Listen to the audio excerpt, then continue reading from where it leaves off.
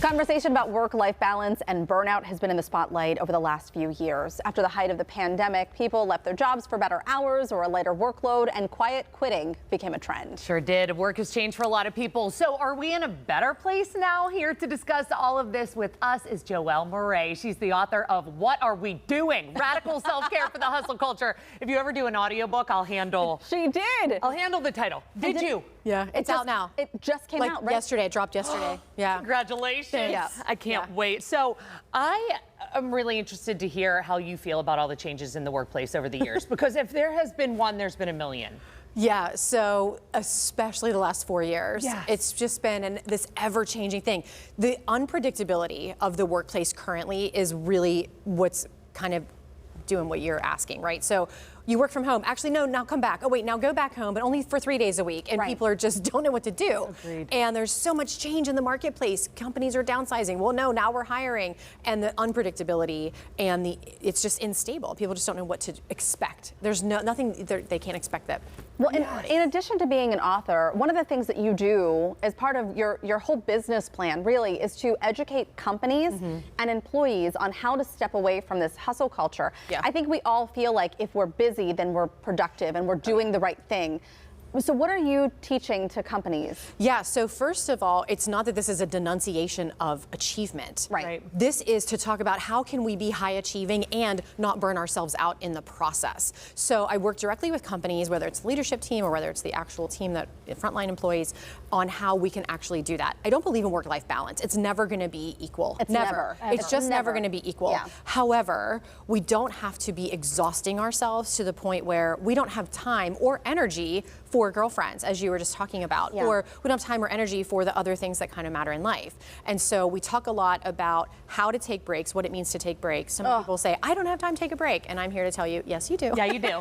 You're not prioritizing it. We prioritize everything else. Someone told me yesterday that they were on lunch during the work hours, and I was like, what? What's that? What is, I don't know. Huh? I just had a Pop-Tart. Does that count? And in my entire career, I will say I've never taken a lunch. And even that conversation that you and I just had, I feel like I have with my other coworkers as well. There is something with the culture that is now that is nonstop. That is not at all a good or healthy thing that we don't take lunch or breaks. No, and in fact, it's a fallacy. We are less productive, less creative, and less engaged the harder we work, the more that we work. The science is very, very clear. We slow down to get ahead. We have to take breaks. The human brain cannot sustain uninterrupted productivity. How do you initiate some of that change? Because I do think when you are on that roller coaster, when you're on that ride, it is very hard to get off, even for a couple of minutes. It is, and myself included. I mean, I'm just here to say, I fall in these traps myself. That's why I wrote the book about it. Because I'm like, I love that. I'm very aware of all these things. Dear all my friends, I know how I am. So Dear diary, essentially. Somebody just asked me, hey, I have this great book, you should read it. And so the process is simple. The challenge is becoming aware of it and that you need it, because you are in the hustle and you're on this grind. So the first thing is to schedule a break. Literally put in your calendar, like from whatever time to whatever time I'm taking a break. The second part is the key, is the timing of it. You only need about 5 or 10 minutes to actually reset your nervous system. Right. Stop overcomplicating the break. Yeah. We make it so complicated. Oh, I don't have time. Well, you might not have an hour, but I promise you in your day you have 10 minutes. Yeah. So the first part is schedule it. The second part is the timing of it. The third part I always talk about is no technology and no talking. So this is not a time to go down the hall and be like, hey girl, what's up? What's the tea? What's the tea? I'm so jealous. Because you're taking in that person's energy. And people are usually either celebrating, complaining, or preparing for something. And whichever one of those things they're doing, you're going to take that on. Right. So if they're complaining, it's usually about work, which is the whole point that you're taking a break from. Right? And so you're trying to step away. And no technology. The blue light's killing you. Yeah. And then we have to move a little bit. So again, don't overcomplicate it. Just get up from your desk. Literally, just stand up. Just get up and walk down the hallway.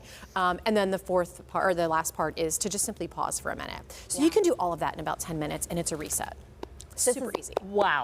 It's amazing. And I was just thinking to myself, I can't wait to read your book. And I was like, when am I going to have time to do this? I'm going to prioritize 5 minutes. Because there is so much that we need to do, and small things like that. Like in your office, it's so true. When I have 5 minutes, I'm going to a coworker to talk about their new baby or, you know, something like that. So true. Go outside, walk the parking lot. I mean, this is so important. We have to make it a priority. Thank you. Just gonna pause for just a minute. Just pause. Yeah. Yeah. I'll schedule it an hour. Thank you so much. Thank you so much for having me. Really great stuff. It really is. To learn more about Joelle's workshops and her new book, What Are We Doing? Radical self-care. I'm sorry, I love it. Radical self-care for the hustle culture. Head to our website, kdk.com/talkpittsburgh.